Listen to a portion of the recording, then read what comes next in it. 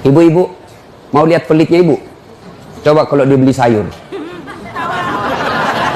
Hobi memang dia nawar. Kalau dia ke pasar, beda 1000, dia kelilingi tuh pasar.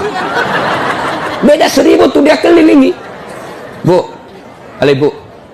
Bu, kalau ibu belanja di Trans Studio, Trans Mall, atau Alfamidi, Alfamart, tawar apa tidak? Tidak. Tawar apa tidak? Tidak.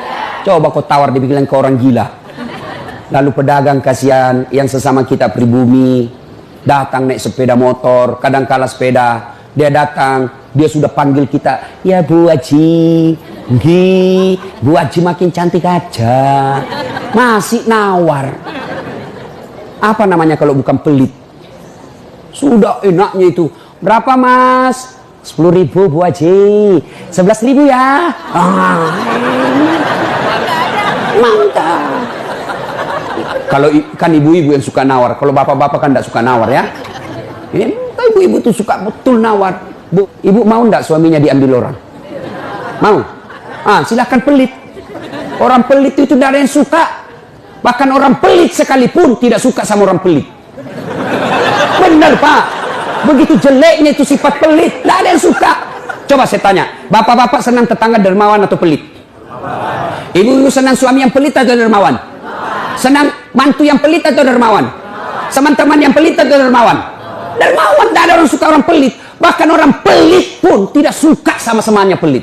Jangkau ke rumahnya, pelit dia itu, padahal dia juga pelit. Begitu jeleknya itu sifat pelit. Demi Allah, tidak ada orang bangkrut gara-gara sedekah. Adakah pernah bapak dengar, Mas, tuh yang di sudut rumah di komplek, tuh kaya betul dulu Ustaz, cuma karena dia rajin sedekah, bangkrut. Ada? Tidak pernah. Biasa kita ini sangka buruk kepada Allah. Tidak mau bersedekah karena sangka buruk. Nanti saya makan apa? Nanti saya makan apa? Jangan cemas rezeki. Jangankan diambil orang. Tertukar saja tidak. Cicak aja dijamin rezekinya. Tahu cicak? Tahu? Cicak makan apa ibu? Masuk akal enggak? Tidak masuk akal. Gimana caranya? Satu di dinding, satu terbang. Di mana ketemu? Tidak ada terminalnya. Kalau pesawat terbang, kita jalan, ada ketemunya di mana? Di bandara. Ini cicak, satu terbang, satu di dinding. Di mana ketemunya? Tapi lagu kita waktu kecil kan, cicak di dinding, diam merayap, datang seekor nyamuk. Nyamuk yang datang. Nyamuk yang datang. Allah jamin rezekinya. Lagu tidak bilang cicak lompat ke nyamuk. Setengah mati cicak, kasihan. Iya kan? Itu cicak, tidak sarjana, tidak punya kursus, tidak ada kaki, tidak ada otaknya, tidak cerdas, bisa hidup. Apalagi ibu, jangan pelit. Sedekah, Allah sudah jamin rezekimu. Bu, ada suaminya mulai selingkuh? Ada? Tidak usah curhat sama tetangga, apalagi curhat di Facebook. Tak kusangka kau begitu. Pret, beleng-beleng. Rahasia keluargamu kau ungkap di Facebook. Begitu mulai, bu, ciri-ciri laki-laki yang sudah mulai lain-lainnya. Kalau yang selama ini tidak pernah pakai sisir keluar, tiba-tiba rapi. Tidak pernah pakai parfum, tiba-tiba beli parfum malaikat subuh. Nah, yang tadinya keluar rumah tidak pernah pakai setrikaan, langsung rapi. Yang paling mencurigakan kalau dia terima SMS dalam kamar mandi. 70% wajib dicurigai. Nah, kalau sudah begitu ibu tidak usah curhat sama tetangga, lebih curhat kepada Allah. Bangun ibu sholat hajat, lakukan sampai 8 rakaat. Setiap 2 rakaat di sujud terakhirmu kau berdoa kepada Allah. Ya Allah, engkau yang membolak-balikkan rasa cinta dalam hati suamiku.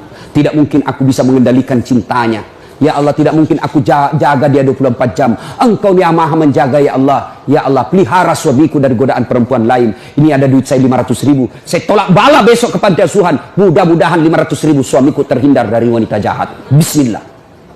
Coba amalkan itu, Bu. Coba amalkan. Yang jadi masalah kalau suaminya juga sudah tahu rumusnya. Dia bangun juga sholat tahajud. Dia bangun pula sholat tahajud. Istrinya sebelah, kamar sebelah, suaminya kamar sebelah. Ya Allah, capek sudah saya lihat istri saya, ya Allah.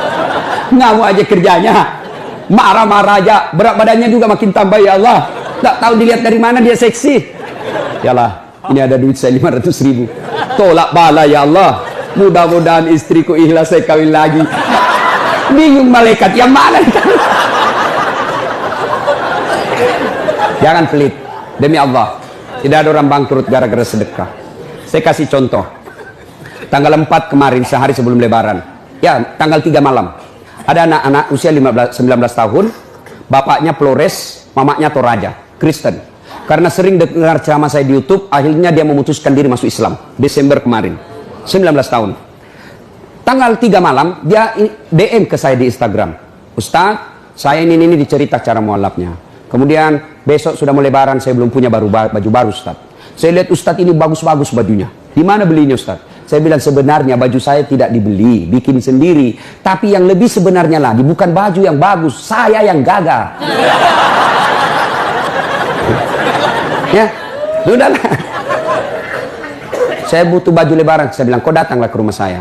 Saya sediakan, kau pilih bajuku yang kau suka. Dia pakai tongkat, turun dari taksi. Wih, kasihan saya. Kenapa kakimu, Dek? Ternyata diamputasi kakinya. Dia singgah sholat asar, ditabrak mobil. Saya bilang, berat betul hidupnya ini anak. Diusir dari orang tuanya, Pak. Diusir, sekarang tinggal di masjid. Tidak disetujui, hanya dia sendiri masuk Islam. Diusir. Bilang, kenapa kakimu? Saya cerita. Sedih saya, sempat berkaca. Yang sedih, Ustaz. Ini tidak ada artinya ini kaki ketimbang iman saya kepada Allah. Luar biasa, 19 tahun. Saya ambil baju saya yang paling bagus. Kau pilih nih, Dek. Mana kau suka? Bener, diambil yang paling bagus. Sempat juga saya nyesal.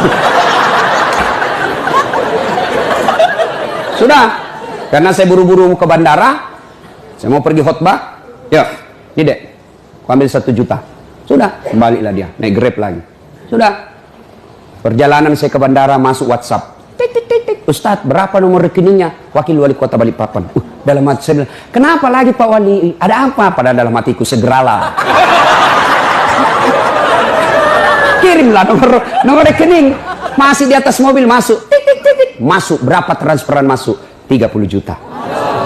Tadi keluar 1 juta. Tidak cukup sampai situ. Allah balas lebih banyak. Sampai saya di airport, bandara, depan pintu 7 nunggu saya keberangkatan. Tiba-tiba ada ibu-ibu lari. Bawa amplop. Ustaz, tunggu dulu Ustaz. Apa? Ini dalam hatiku. Ada apa lagi? Padahal cepat sudah. Ini ada ternyata ada fans saya, dia lihat saya di bandara, dia mau kasih, coba buru-buru mau masuk bandara, dikasih saya melalui itu ibu, nih ada Ustaz titipan dari ini. Oke, saya buka, berapa isinya? 10 juta. Sudah 40 itu kan gantinya. Besoknya tanggal 5 selesai khutbah, biasanya kalau saya khutbah dikasih itu ibu 25 juta sama itu Bu Bupati. Berapa saya dikasih waktu itu? 35 juta. Berapa Allah ganti? 75. Keluarkan 1 juta, Allah ganti 75 juta. Kenapa ibu miskin? Karena ibu malas bersedekah. Selalu berkeyakinan saya miskin. Maka Allah, ana indasani abdibi. Saya tergantung sangkanya hambaku. Kalau kau sangka tidak mampu, maka kau kasih tidak mampu. Sedekah ibu. Allah tidak lihat 1 jutanya. Allah tidak lihat 100 ribunya. Yang Allah mau nilai, kamu sedekah enggak 1 hari ini. Jangan pernah lewatkan maghrib tanpa sedekah di hari itu. Coba amalkan. Coba. Kenapa kita tidak bisa umroh? Karena selalu yakin saya tidak mampu. Maka Allah, ya sudah kok dia yakin tidak mampu. Sedekah. Pulang ini kau sedekah sama tetanggamu. Cari orang miskin. Cari janda-janda tua. Tidak usah janda muda. Banyak yang bisa selamat. Jelas? Salatullah, salamullah, ala toha rasulillah. Salatullah, salamullah, ala yasin habibillah. Nah, sudah banyak sebenarnya penyakit hati, tapi waktu yang terbatas. Saya cuma bilang waktu yang terbatas. Saya ada acara di Bandung ibu jam 10. Saya ini orang kampung. Saya tidak tahu Bogor ke Bandung jauh. Saya pikirnya 1 jam. Inilah kalau kita pakai pulsa lokal. Saya orang kampung, tidak tahu saya. Oh ternyata jauh. Nah, saya harus segera selesaikan. Insya Allah kalau panitia ngundang saya lagi ke sini, saya datang lagi. Insya Allah ya. Nah, ini penyakit hati. Sekarang gimana cara mengobatinya? Ala bizikrillahi tatma'innul qulub. Ketahuilah dengan berzikir mengingat kepadaku, maka hatimu akan jadi tenang. Jadi kalau kita punya penyakit hati, maka datang di majelis zikir Al-Ihya ini. Ini salah satu caranya. Memang ibu tidak dapat voucher. Memang ibu tidak dapat undian. Tapi apa yang ibu dapat? Ilmu, tapi ilmu tidaklah terlalu menolong ketika ilmu itu tidak diamalkan. Amalkan yang Bapak Ibu tahu, maka Allah akan berikan ketenteraman jiwa, ketenangan hati. Kalau hati sudah tenang, itulah kekayaan kita yang paling baik.